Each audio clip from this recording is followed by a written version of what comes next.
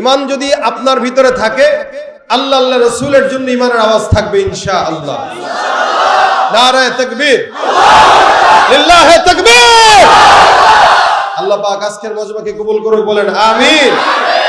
আল কোরআনের সৈনিক আমি, নেই তো কোনো ভয়, এক আল্লাহর গোলাম আমি, এই তো পরিচয়।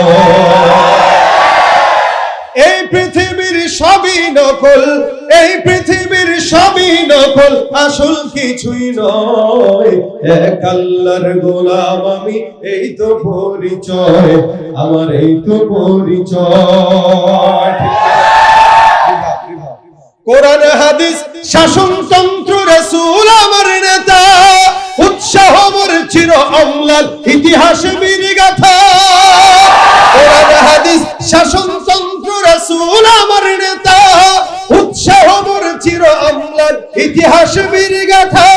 এক আল্লাহ ছাড়া আমার দিলে, এক আল্লাহ ছাড়া আমার দিলে নেই তো কারো ভয়, এক আল্লাহর গোলাম আমি, এই তো পরিচয় আমার, এই তো পরিচয়। আল কোরআনের সৈনিক আমি, নেই তো কোনো ভয়, এক আল্লাহর গোলাম আমি, এই তো পরিচয় আমার, এই তো পরিচয়। আমরা কার গোলাম?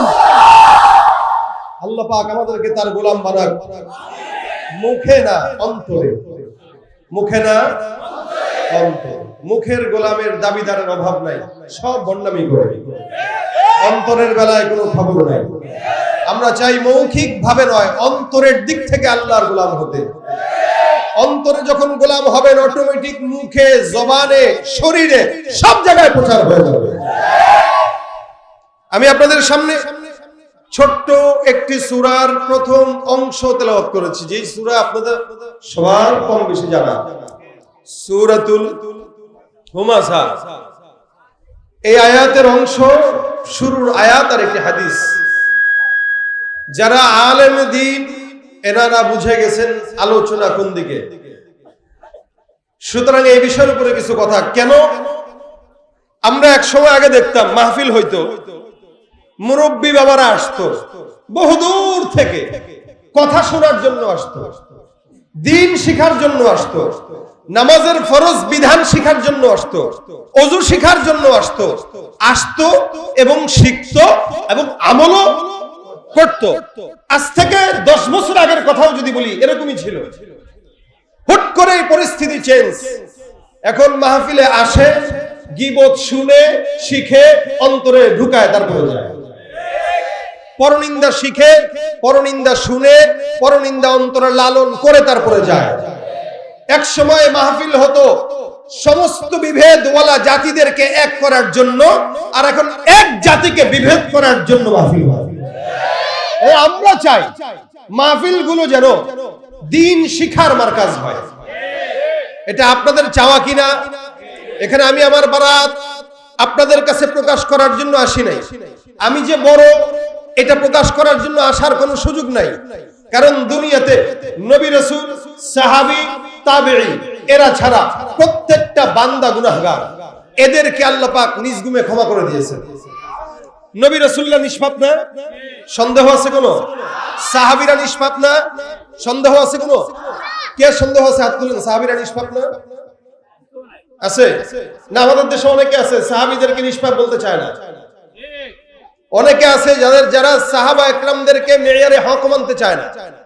সুতরাং এই জায়গাটা একভাবে শিখে নেন। রাসূল করিম সাল্লাল্লাহু আলাইহি সাল্লাম সহ সমস্ত নবী রাসূলেরা নিষ্পাপ। বলেন কি? কোন সন্দেহ? সাহাবা একরামরা নিষ্পাপ, কোন সন্দেহ?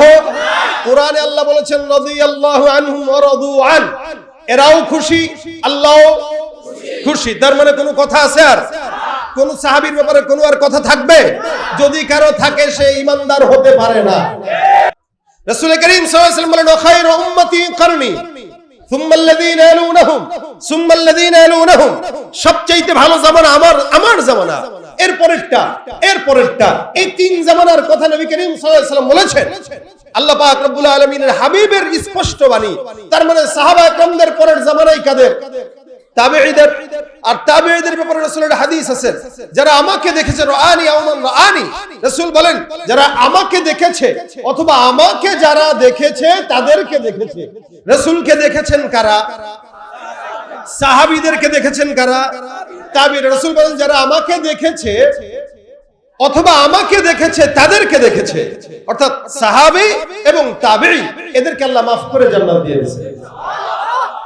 এরপরে যারা আছে সবার গুনাহ, ভাই বলেন না, আমার পীরের গুনাহ, আপনার পীরের গুনাহ, আপনার বাপের গুনাহ, আমার নেতার গুনাহ। নেতাদের কথা তো বাদই দিলাম, দেশে এখন আর নেতা নাই, আগে ছিল, এখন আর নেতা, এখন সবাই সমান। আমরাই নেতা, আমরাই জনগণ, আমরাই সরকার। একসময় যারা ছিল এদের হাল এখন নাই, এরা এখন দৌড়ের উপরে আছে, অলরেডি রাস্তাও তো নাই, দৌড়াবে কোথায়? তো সুতরাং সবার গুনাহ আছে। যারা নেতাদেরকে দৌড়ের উপরে রাখছে ওই নেতাদের যেরকম গুনাহ আছে, আর যারা পিছনে পিছনে দৌড়াইতেছে এদেরও গুনাহ আছে। আমি এখানে আপনাদের সামনে লেকচার মারতেছি, বড় বড়, আমারও গুনাহ আছে। আপনারা শুনতেছেন, আপনাদেরও। একটা মানুষ বলতে পারবে না যার কোনো গুনাহ নাই, সবার গুনাহ আছে। এবং কি আল্লাহ পাক রব্বুল আলামিন, আমি যদি আরেকটু যোগ করি, গুনার মধ্যেও পার্থক্য আছে। গুনাহে সগীরা, গুনাহে কবিরা আছে না? কবিরা গুনাহ, সগীরা গুনাহ, এই তারতম্য আছে। যদিও গুনাহ গুনাই, পায়খানা পায়খানাই, একটু বেশি হোক কম হোক, বুড়ার হোক বাচ্চার হোক, ওটা তো নাপাকি, কি বলেন? আচ্ছা, কিন্তু এরপরেও পার্থক্য, বাচ্চার আর মুরব্বির ভিতরে একটু পার্থক্য আছে। একটা বাচ্চা যদি সে পায়খানা করে, তাহলে এই বাচ্চার পায়খানার জন্য মানুষের এরকম একটা ঘৃণা সৃষ্টি হয় না, যেটা 50-60 বছরের মুরব্বি করলে হয়। তার মানে পার্থক্য আছে কিনা? গুনারও পার্থক্য আছে না নাই?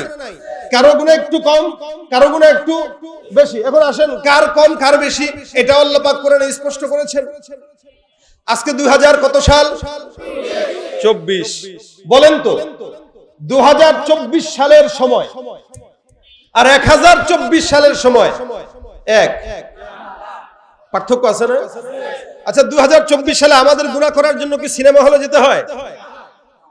আমি জানি না সিনেমা হল কিরকম, কারণ এটার অভিজ্ঞতা আমাদের নাই। হ্যাঁ, টিভির অভিজ্ঞতা আছে, কারণ টিভি ঘরে ঘরে মানুষের আছে, বাসে বাসে আছে, হোটেলে হোটেলে আছে, কিন্তু সিনেমার পর্দা দেখার অভিজ্ঞতা অন্তত আমার নাই। বাকি দুইটা একই। এক সময় মানুষের গুনাহ করতে গেলে ওই পর্দায় যেতে হইতো, যার কারণে এটার পর্দায় যাওয়ার জন্য টাকা জোগাড় করা লাগতো, যে পর্দায় যেতে হবে, টাকা জোগাড় করো। আর এখন এসে 2024-এ টাকা জোগাড় করা লাগে না, মোটামুটি আরেকজনের থেকে চুরি করে ওয়াইফাই পাসওয়ার্ডটা নিলেই হয়ে যায়। এক সময় বড় মনিটরে তাকানো লাগতো, আর এখন কম্বলের নিচে শুয়ে শুয়ে ফোন। তাহলে পার্থক্য আছে না নাই? এটা হলো গুনার পার্থক্য। আল্লাহ পাক রব্বুল আলামিন বলেন, গুনাহ কাদের কম কাদের বেশি? রাসূল করিম সাল্লাল্লাহু আলাইহি ওয়াসাল্লাম চলে গিয়েছেন, বিদায় হয়েছেন প্রায় 1450 বছর।